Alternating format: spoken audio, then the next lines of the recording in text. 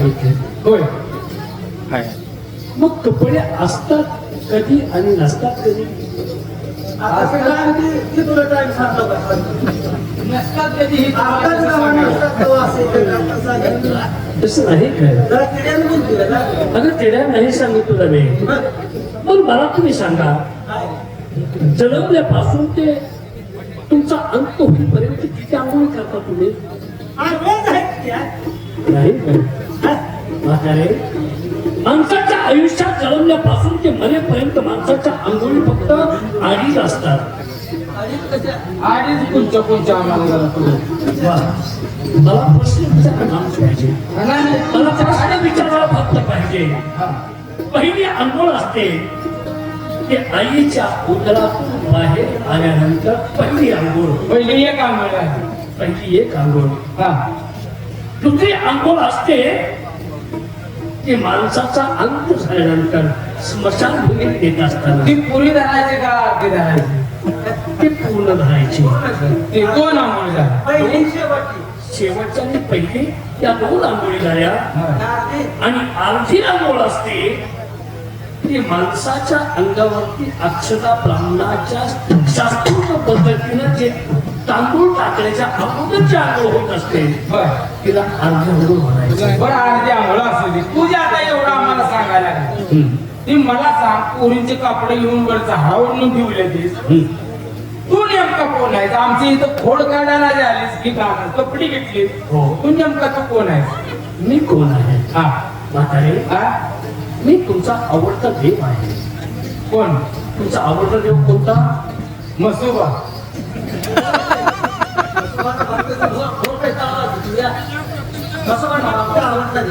तुमचा आवडता देव कोणता मला कृष्ण अगं श्रीकृष्ण म्हातारे तोच श्रीकृष्ण परमात्मा की तुमच्या समोर उभा आहे मला तुम्ही ओळखत नाही का तुम्ही देव आहे काय हो काय म्हणताय का हो देव आहे हो मला ओळखलं या पोरीच्या नादाला फापडली असू दे. आज आले मग बोलत नव्हतं का आपल्याला तुम्ही देवच आहे काही बरोबर जाऊ दे माफ करा म्हणलं देव आहे हो अगं पोरी देवच आहे की रे मी आल्यावर ओळखलं होतं पण पोरीच्या नादाला बिघडली असू दे. खरं देव आहे हो. मला तू दिसला होता बघितलं मी तुला काय म्हणतेस होय होय जगदबानाला घराकडे तो चालला होता पहिली गावात बघितलं होतं पापा होतं पार्लेसर होतं पार्लेसरांना जरा भोड फेकायला लागले आता असू दे समजून घेते त्यांना सांगितलंय मी तेवढं सांभाळून घ्या म्हणावं आजचा दिवस आपण तू त्यांच्या घराकडे गेला होता तेव्हा तुला बघितलंय मी वा पण त्यावेळेस नटलेलं काय वेगळं म्हणून आता काय नटलेलं वेगळं काय वेळेस रूप वेगळं अरे काय सांगायचं तुला डोक्याला झरीचा सोटा हा झरीचा फेटा हातात सोन्याचा तिथं म्हणे मागात पोट फाटलेला होता का नाही असे असं होता माहिती सांगतोय होता का नाही पोट फाटला का नाही बारक्याला खरं बोलाय काय बिघडलं होतं म्हणजे असं म्हणे होता का नाही सांगायचं पाहिजे तुला हातातून वाटली काढली आणि होते असे होती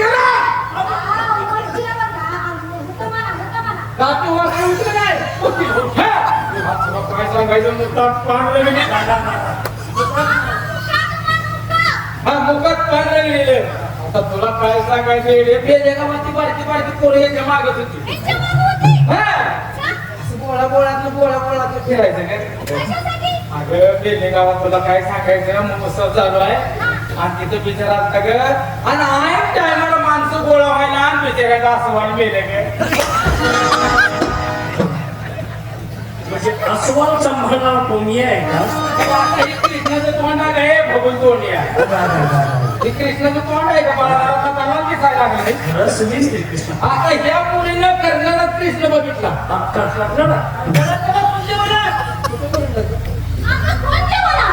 मी कर्जडातच म्हणते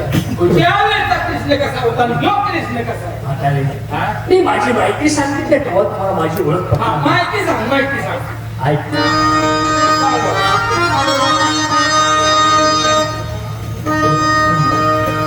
वसुदेवाचे पुतळे नंदाकडे वसुदेवाचे पुतळे नंदाकडे मग राधे तुला सांगतो मी ओळख मग राधे तुला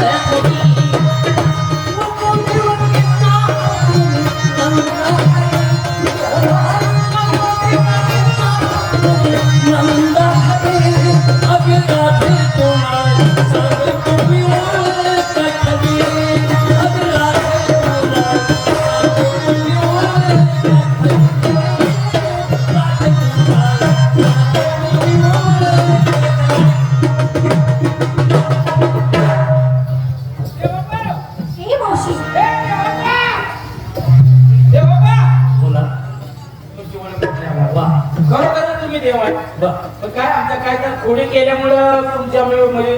तोंडातनं वेडा वागणा शब्द गेला माफ करा तर झालं कसं माहित आहे का कारण तुम्ही देव आहे आता आम्हाला कळलंय वा. पण नेमकं बाबा यांच्याकडनं मला 100 रुपये आलाय तुम्हाला 100 रुपये आला टाकायला कुठे वेगळा हा? कुठं टाकायला पैसे ठीक आता रे. ओळख पटली माझी मला ओळख पटली. होय होय मग असं करा कोणाला कोणाला करतेस का काय करायचं म्हणतो स्त्रीकडून पुरुषाला काय हवं असतं आता ते तुम्हाला काय पाहिजे मी कसं ओळखायचं असं का बोलतेस तू आता स्त्रीकडून पुरुषाला काय पाहिजे म्हणजे आता आम्ही कसं ओळखणार नेमकं तुमच्या मनात काय आहे तसं नाही हा? पुरुष जातीला स्त्रीकडून एक अवयव असावा लागतो मग काय तुमचं मत हाताने घ्या आणि तो अवयव कोणता असेल बघा तुम्हाला कोणता पाहिजे नालायक तुझ्या मी काय विचारतो तू आळगाळ काय बोलतेस तुम्हाला कोणता अवयव पाहिजे घ्या की वा. आता रे हा? स्त्रीचं मन फार हळवं असतं खरं, खरं. स्त्रीची माया फार हलकी असते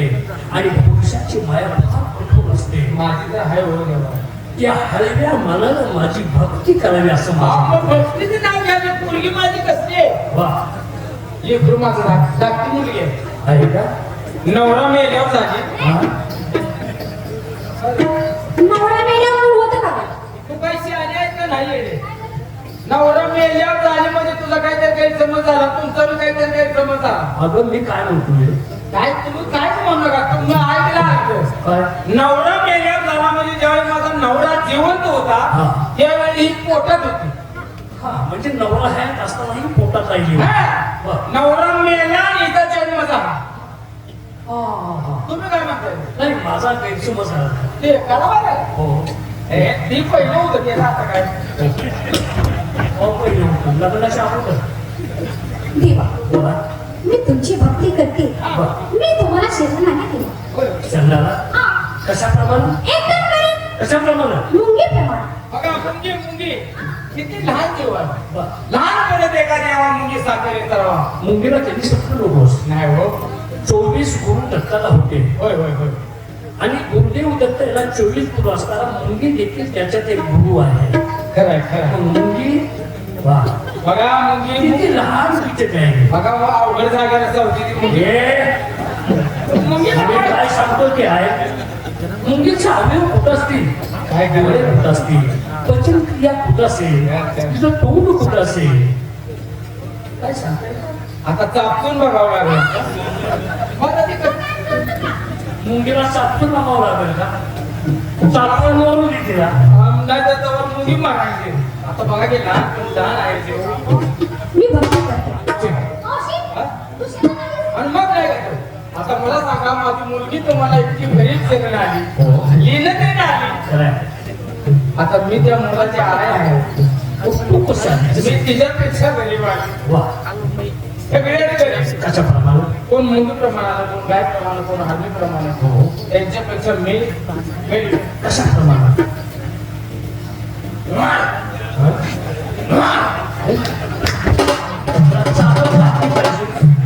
चापात लागली पाहिजे तुला म्हशी माझी शरणागती बरोबर झालं का? हे माझी भक्ती करा आणि आपला मार्ग ताबडतोब मोकळा करून घ्या मला सुरुवात